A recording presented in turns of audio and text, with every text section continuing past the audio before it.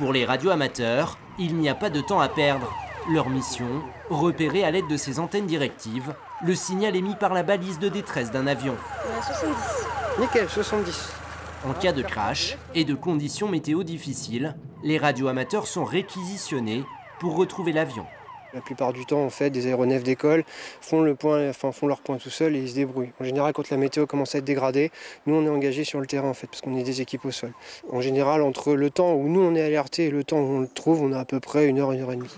Les gendarmes mènent eux aussi les recherches de leur côté. Un avion de loisirs est localisé, à son bord 2 hommes. On devait aller sur Poitiers et puis vu la météo, on a décidé de se poser à Alençon, mais bon, on n'est pas arrivé jusqu'à Alençon. Les pompiers arrivent rapidement sur place pour porter secours aux victimes. Attention pour lever, lever.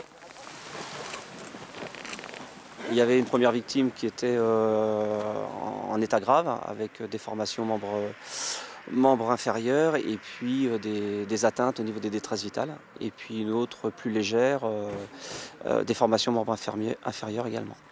Cet exercice est coordonné en temps réel à la préfecture d'Alençon par le centre opérationnel. Le plan Orsec-Sater est un entraînement de grandeur nature, piloté par une unité de l'armée de l'air basée à Lyon. Dans l'Orne, 80 personnes ont été mobilisées. Il s'agit d'anticiper les gestions de crise et de décrire les moyens et les process pour porter secours à la population lorsqu'il se passe un événement particulier. Un exercice qui se déroule tous les 5 ans dans chaque département français. Dans l'Orne, les secours avaient dû intervenir en 2015 sur un véritable crash. Il avait coûté la vie à une femme et ses 3 enfants.